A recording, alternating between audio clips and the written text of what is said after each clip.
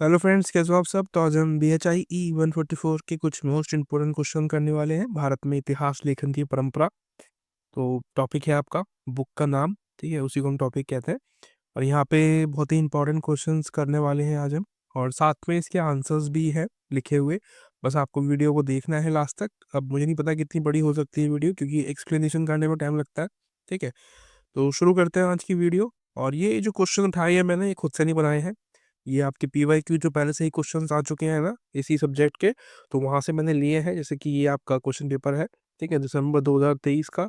और कुछ क्वेश्चंस मैंने यहाँ से लिए हैं, और कुछ क्वेश्चंस मैंने आपके जो ये वाला पेपर है जून 2024 का, जो अभी भी हुआ था जस्ट 6 महीने पहले, उससे उठाए हैं। ठीक है, तो आपको बस ट्रस्ट के लिए मैंने दिखा दिया। बाकी क्वेश्चन थोड़े आगे पीछे से होंगे, तो आपको टेंशन नहीं लेना है कि कैसे कैसे है।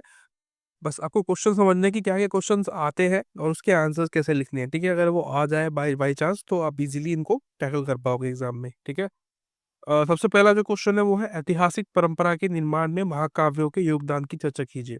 तो महाकाव्य मतलब क्या होते हैं? महाकाव्य आपको पता होना चाहिए, जो महाभारत है, रामायण है, ठीक है, ये सब महाकाव्य ही है। तो हम जब भी इतिहास को सोचते हैं तो हम इन चीजों के बारे में हमारे दिमाग में आता है कि भाई महाभारत, रामायण है ना। और ये सब चीजें जो है आप सोचते हो दिमाग में जब भी आप अपने इतिहास को याद करते हो कि भाई हमारे इतिहास में ऐसा ऐसा हुआ करता था। ठीक है, बाकी मैंने सिर्फ फिर अपने क्वेश्चन को समझ लिया है। अब आंसर्स की बात करते हैं। तो आंसर में मैंने लिखा है कि भाई महाकाव्यों ने ऐतिहासिक परंपरा को आकार देने में एक इम्पोर्टेंट रोल प्ले किया है, खासकर उन संस्कृतियों में जहाँ लिखित अभिलेख जो है वो नहीं थे, अस्तित्व में ही नहीं थे। ठीक है, तो बेसिकली जो ये मोस्टली जो महाकाव्य आपको मिलते हैं ना, ये बेसिकली पहले लिखावट तो थी नहीं, कोई लिखता तो था नहीं। तो ये बेसिकली मुंह से जो है ज्यादा फेमस हुए हैं कि भाई मैंने आपको बताया, आपने किसी और को बताया, इस तरीके से। लिखी हुई नहीं थी, लिखी ये बाद में गई थी। ठीक है, तो ये आपको याद रखना है महाकाव्यों के बारे में। तो योगदान कैसे कैसे देता है हमारे इतिहास को समझने में? सबसे पहला जो है वो है मौखिक इतिहास को संरक्षित करना है। तो यहाँ पे क्या है, मैंने आपको बताया ना मौखिक, जैसे मैं आपको बता रहा हूँ अभी बोल के, तो ये मौखिक है। ठीक है, मौख यानी कि मुंह के द्वारा, बोल के, वाक्य के द्वारा समझा के आपको बताना। तो इस तरीके से जो हमारी पहले जो एजुकेशन थी वो भी ऐसी थी कि भाई मुंह से, जो हमारे गुरुजी थे वो मुंह से पढ़ाया करते थे अपने विद्यार्थियों को। ठीक है, और वैसे ही वो उसको ग्रहण करते थे। तो काफी ज्यादा चीजें जो है बदल जाती है। अब मैं आपसे कुछ कह रहा हूँ, ठीक है, आप कुछ और समझ रहे हो उस चीज को। तो इसमें क्या है ना, थोड़ा वो जो मीनिंग है ना चीजों का, वो बदल भी जाता है मौखिक रूप से। तो कभी कभी जो है दिक्कतें भी होती है इस चीज को लेके, इसलिए हमारे समाज में जो है कुछ गलत चीजें भी आपको मिलती है। ठीक है, गलत सोच भी देखने को मिलती है महिलाओं के प्रति। जो जो लोग पिछड़ी जाति के हैं उनके प्रति जो सोच है उनकी, लोगों की जो अपने आप को बहुत ज्यादा श्रेष्ठ समझते हैं, तो उनको अलग देखने को मिलती है। ठीक है, तो ये रीजंस भी थे कि भाई ये सबसे एक एक इम्पॉर्टेंट योगदान देता है, मौखिक इतिहास को संरक्षित रखता है हमारे। पर इसका एक नेगेटिव पॉइंट मैंने आपको बता ही दिया है। उसके अलावा सामाजिक और सांस्कृतिक मूल्यों को दर्शाते हैं। बेसिकली जो महाकाव्य होते हैं, रामायण महाभारत, इससे हमें क्या पता चलता है? हमारी जो समाज था उस समय का, उसके बारे में पता चलता है ना। अब आप देखो महाभारत में, हमें ये पता चला वहां पे कि भाई महाभारत में कैसे कैसे लोग रहा करते थे, उनकी सोशल लाइफ कैसी थी। ठीक है, और एकलव्य का आपको याद आया होगा। तो एकलव्य में मतलब आपको समझ में आ गया होगा कि भाई एकलव्य एक निचली जाति का व्यक्ति था, तो इसलिए उसके साथ भेदभाव हुआ। ठीक है, और जो द्रोणाचार्य थे उनका, मतलब द्रोणाचार्य ने एकलव्य का अंगूठा मांग लिया ताकि वो अर्जुन से श्रेष्ठ धनुर्धर ना बन पाए, है ना। बस यहाँ पे क्या है, छुआछूत वहां पे भी आपको देखने को मिली कहीं ना कहीं। सांस्कृतिक जो मूल्य है वो आपको पता चलते हैं कि भाई धर्म कैसे थे, जो नैतिक संहिताएं हैं वो कैसी थी, है ना। ये सब चीजें आपको मिलती है। उसके बाद आगे चलते हैं। और जो मिथ है, ठीक है, मिथ निर्माण आप कर पाते हो, पहचान को आप आकार दे पाते हो। जो भी उस समय के बारे में जो आपके दिमाग में आता है वो कैसे आता है? क्योंकि वो आपको सुनाया गया। ठीक है, आपने टीवी में देखा होगा, आपने अपने पेरेंट्स से सुना होगा, दादी से, दादा से, या नानी से सुना होगा कहीं पे। तो वो जो है आपके दिमाग में एक मिथ पैदा करता है चीजों को लेके कि ऐसा क्यों हुआ होगा, वैसा क्यों हुआ होगा। ठीक है, हमने कभी कभी कुछ चीज के बारे में हम गलत भी सोच लेते हैं। तो ये भी है। और साहित्यिक कलात्मक प्रभाव भी आपको देखने को मिलता है, जैसे कि कला, संगीत और नृत्य, ये सब चीजें। ठीक है, इनके बारे में भी हमें अपने इतिहास को जानने को मिलता है कि उस समय के जो संगीत थे वो कैसे हुआ करते होंगे, है ना, कला कैसी थी, और जो डांस थे वो किस प्रकार प्रकार के हुआ करते थे। भावी पीढ़ियों को प्रेरित करता है ये आपकी, जो ऐसे कि आज हम लोग हैं तो हमें ये क्या करता है, प्रेरित करता है कि भाई हमारे समाज में ऐसे भी चीजें हुआ करती थी, वो ऐसे भी हुआ करती थी। और बाकी मैंने इसके एग्जाम्पल लिखे हुए हैं। आपको क्या करना है, मैंने ये पूरा नहीं लिखा है, आप समझ रहे होंगे कि अरे ये तो बहुत ज़्यादा शॉर्ट में लिखा है, इसका तो एक ही पेज होगा। पर आपको इन्हें एक्सप्लेन करना है एग्जाम में, ठीक है। ये पॉइंट्स मैंने आपको समझाने की थोड़ा बहुत एक्सप्लेन किया है इनको। बाकी एग्जाम में इनको आपको 4 से 5 लाइन आपको लिखना है इनके बारे में, ठीक है। जितना मैंने आपको बोल के बताया है उससे भी 2 गुना ज़्यादा आपको लिखना है, ठीक है। तो ये एग्जैक्ट पॉइंट होंगे कि एग्जामिनर जो है आपकी, जो आपने एक्सप्लेन किया है ना वो नहीं पढ़ेगा, वो एग्जामिनर बस ये पॉइंट जो लिखे हुए हैं ना, जो बड़े बड़े पॉइंट्स हैं इनको पढ़ेगा और आपको नंबर दे देगा, ठीक है। तो आपको डरना नहीं है कि क्या होगा। एग्जाम्पल में मैंने बताया कि भाई रत्नावली, रामायण, महाभारत, मेघदूत और प्रियदर्शिका, ये सब जो है क्या है, महाकाव्य आपको देखने को मिलते हैं। इनकी एग्जाम्पल आप लिखना है आपको एग्जाम में, ठीक है। कि भाई मतलब अलग अलग, जैसे कि आपको ये आप ये लिख रहे हो, ठीक है, यहाँ पे तो आपको यहाँ पे बताना है कि भाई यहाँ पे महाभारत लिख दिया आपने एग्जाम्पल में, इस वाले में आपको आपने रत्नागिरी का लिख दिया, तो ये आपको महाकाव्य का बार बार बताना रहना है कि भाई ये वाली महाकाव्य थी, इसको भी मतलब दिखाना है आपको कि आपको पता है, आपको नॉलेज है उसके बारे में, ठीक है। बस इतना काफी होता है, एग्जामिनर आपको नंबर दे देगा, अच्छे नंबर दे देगा, कहने का मतलब ये है। इस प्रकार इतिहास के पुनर्निर्माण में अभिलेख और प्रशस्तियां एक महत्वपूर्ण स्रोत है।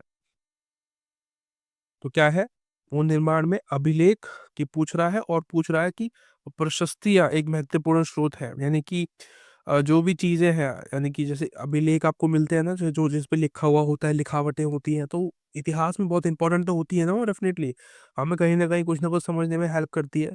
और साइंटिस्ट जो है उसमें जो लैंग्वेज लिखी होती है, जैसे कि अशोक के जो धम्म में जो जो धम्म का जो खंभा वगैरह थे, उसमें कुछ ना कुछ लिखावट थी।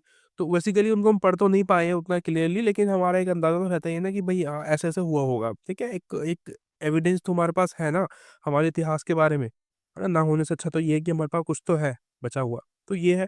उसके अलावा जो स्रोत है इसके, वो है समकालीन अभिलेख हमें देता है ये, ठीक है। जो भी शिलालेख वगैरह है, जो ये हमें मिलते हैं, अपने इतिहास की जानकारी हमें मिलती है इनसे, तो ये हमें समकालीन जो अभिलेख है उसके बारे में जानकारी देता है, यानी कि ऐतिहासिक घटनाओं के बारे में हमें जानने को मिलता है इससे। प्रमाणित जो परिप्रेक्ष्य है, ठीक है, सो जो सोच है लोगों की, उनके बारे में जानकारी मिलती है हमें। और भौगोलिक वितरण जो है, यानी कि जो अलग अलग हम देखो, साउथ हम जो इंडिया है हमारा, जो साउथ इंडिया है यानी कि जो दक्षिणी भारत है, उसका जो इतिहास है वो अलग रहा है और नॉर्थ इंडिया से, ठीक है। जो हमारा उत्तरी भारत है उससे जो नीचे वाली भारत का इतिहास है वो थोड़ा बहुत अलग अलग रहा है, ठीक है। नीचे यानी कि साउथ इंडिया में द्रविडियन जो शैली थी वो फॉलो की जाती थी, और ऊपर जो है एक नॉर्मल शैली का जो है इस्तेमाल यहाँ पे देखने को मिलता था इंडिया में। तो वहाँ पे भी मंदिरों का आप देखो, इंडिया में है ना, साउथ में आप मंदिर देखोगे तो कुछ अलग प्रकार के देखने को मिलेंगे, और नॉर्थ में जो मंदिर होंगे उनका जो आकार है, जो प्रकार है वो अलग होगा। देवी देवता भी थोड़े से अलग अलग दोनों दोनों के, है ना। तो ये भी है। और विविध जानकारी आपको यहाँ पे मिलती है, जैसे कि राजनीति के बारे में, उस समय की सामाजिक व्यवस्था कैसी थी, धार्मिक व्यवस्था कैसी थी, संस्कृति कैसी थी, ठीक है।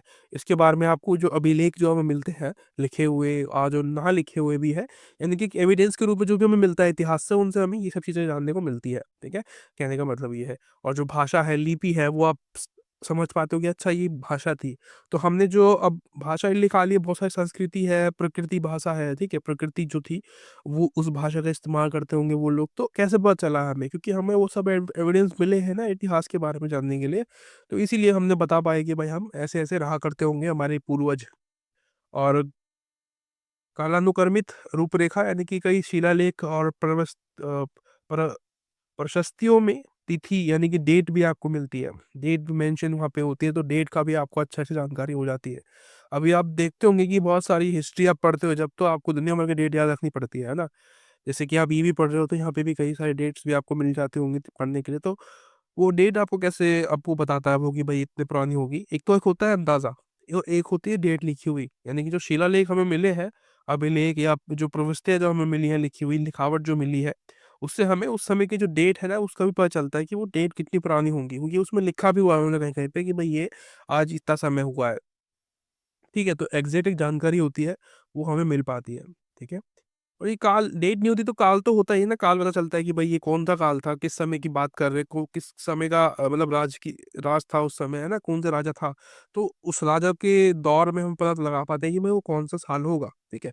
तो ये अंदाजे पे चलती है पूरी हिस्ट्री। बाकी तो हिस्ट्री का कोई ऐसा नहीं है कि भाई हम एग्जैक्ट बता पाए कि भाई ऐसे ही हुआ होगा, अंदाजा है बस एक, ठीक है। उसके अलावा संगम साहित्य है, ये भी एक इम्पोर्टेंट सवाल आया था आपका संगम का, ठीक है। संगम साहित्य आपको पूछता है, ये बेसिकली आपका जो साउथ इंडिया है ना, वो आपका संगम साहित्य के अंदर आता है। साउथ इंडिया के बारे में यहाँ पे बात होती है। कह रहा है कि संगम साहित्य में प्रतिबिंबित ऐतिहासिक जागरूकता और परंपरा की संक्षेप में व्याख्या कीजिए। तो संगम काल की जो परंपराएं हैं, जो जागरूकताएं हैं, उनके बारे में पूछ रहा है इनडायरेक्टली।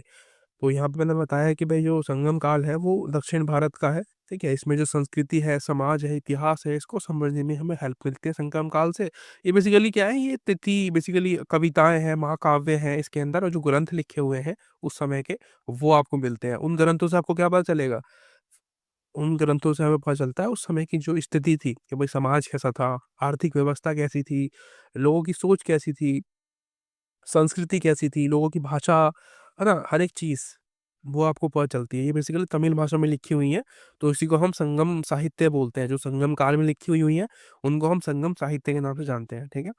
और इसमें जो है राजवंश के बारे में आपको मिलता है, यानी कि इसमें राजवंश का जो महत्व है वो आपको समझने को मिलता है। और क्षेत्रीय पहचान आपको यहाँ पे मिलती है, यानी कि संगम कवि अपनी भूमि और संस्कृति से गहन पहचान रखते थे। यानी कि जो उस समय के जो कवि थे, संगम साहित्य वाले जो लिखने वाले जो लोग थे, जो कि साउथ में रहते थे इंडिया में, तो उन्होंने जो है अपनी कविताओं में अपनी संस्कृति, अपनी भूमि के बारे में बहुत अच्छा एक्सप्लेनेशन किया हुआ है कि भाई हमारी जगह पे ऐसी ऐसी चीजें हैं, ठीक है, हमारे राजा ऐसे हैं, वगैरह वगैरह।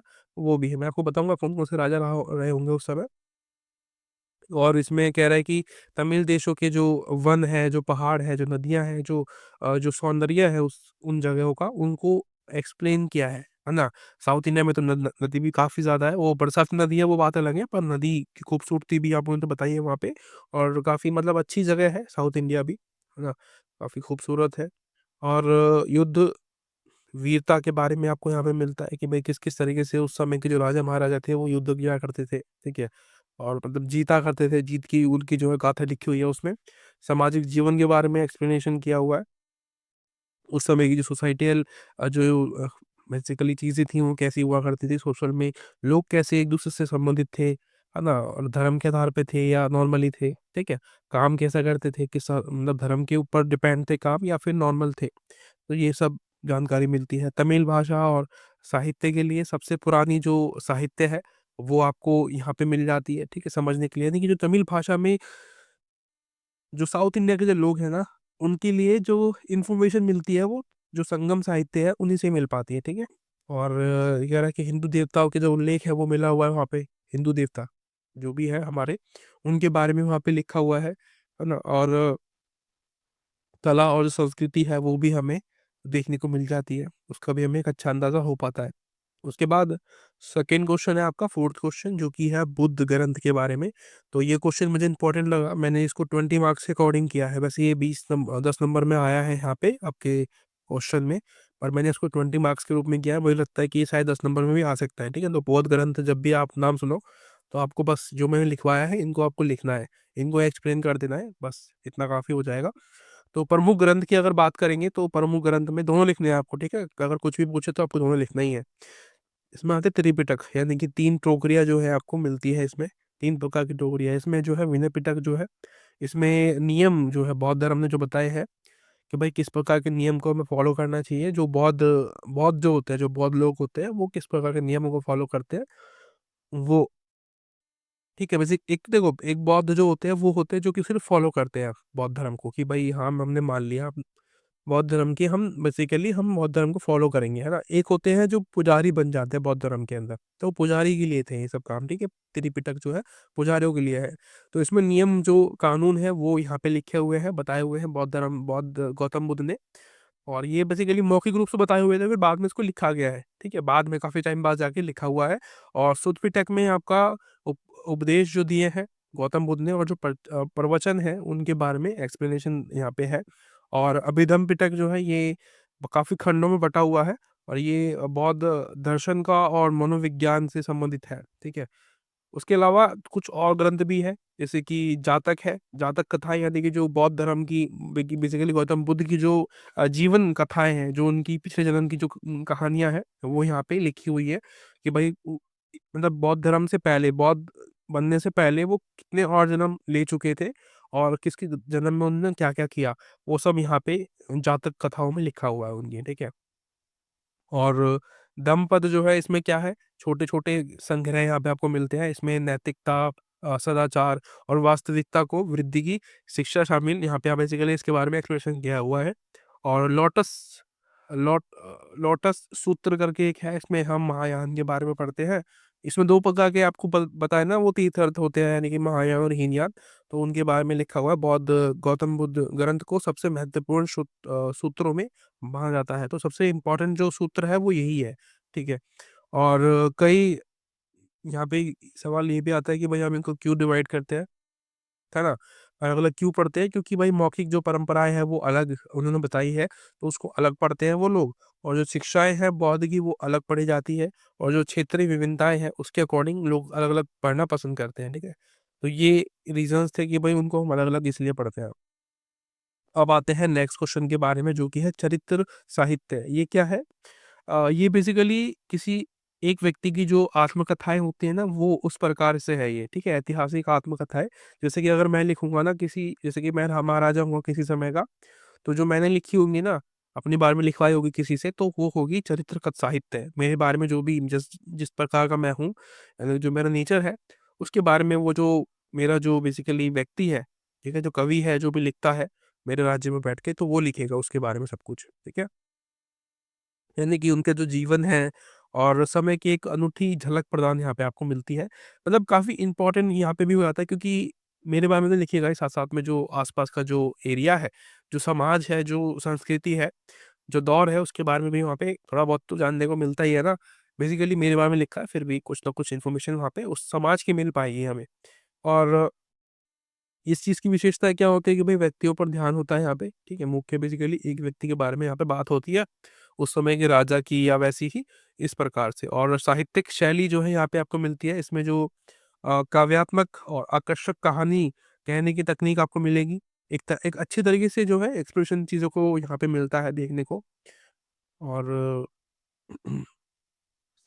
तथ्य और कल्पना की मिश्रण यहाँ पे आपको मिलता है। देखो यहाँ पे कुछ कभी कभी झूठी भी चीजें मिल जाती हैं समाज के बारे में जानने के लिए, कि भाई जो राजा के दिमाग में आ रहा है, क्या पता उसने वो लिखवा लिया हो अपने अपने हिसाब से, कि भाई मैं तो बहुत अच्छा राजा हूँ, और बेशक वो बुरा हो, है ना। तो ये भी है, थोड़ी बहुत नेगेटिविटी भी यहाँ पे आपको मिल जाती है, कुछ कुछ चीज़ें गलत भी होती है।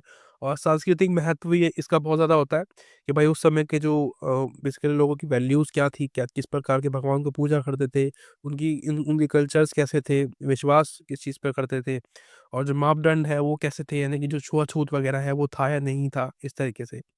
इसके एग्जाम्पल है बाणभट्ट, ठीक है, द्वारा हर्ष चरित्र, यानी कि जो राजा हर्षवर्धन है उसके बारे में यहाँ पे मिलता है आपको। और संध्या काल का संध्याकर नदी द्वारा रचित रामचरित्र, यानी कि इसमें चौल जो राजा है, रामचंद्र, उनके बारे में लिखा हुआ है, ठीक है। उनकी जीवन कथा है एक तरीके से, जो उन्हें जीता होगा चीजों को, ठीक है, हासिल किया होगा, उसके बारे में यहाँ पे लिखा हुआ है। उसके बाद चरित्र साहित्य का महत्व क्या होता है कि भाई इतिहास का अंतर्दृष्टि आपको मिलती है यहाँ पे, साहित्य मूल्य आपको मिलते हैं, सांस्कृतिक विरासत जो थी हमारी वो हमें मिल जाती है, कि भाई हम उसको समझ पाते हैं कि भाई हमारी हिस्ट्री में ये सब हुआ होगा, ठीक है, हुआ था। उसकी सीमाएं क्या है, ये व्यक्ति एक तो सिर्फ व्यक्तिगत होती है ना, सिर्फ एक व्यक्ति के बारे में जानकारी आपको ज़्यादा मिल पाती है यहाँ पे। और दूसरी चीज़ है अलंकरण, यानी कि कभी कभी ये तथ्य जो और जो कल्पना है उसको समझने में कभी दिक्कतें पैदा करती है, कि भाई समझ में नहीं आता कि वो जो लिखा हुआ है वो उस समय की रियलिटी थी या फिर सोच थी उस राजा की। तो ये भी एक जो है समस्या यहाँ पे रह जाती है। तो आशा करता हूँ वीडियो आपको अच्छी लगी होगी, और वीडियोस देखने के लिए आप मुझे सब्सक्राइब वगैरह कर सकते हो, और कमेंट कर सकते हो कि आप किसी और टॉपिक पे आपको वीडियो चाहिए तो कोशिश की जाएगी कि बनाने की। मिलते हैं आप अगली वीडियो में, तब तक के लिए bye bye, thank you so much.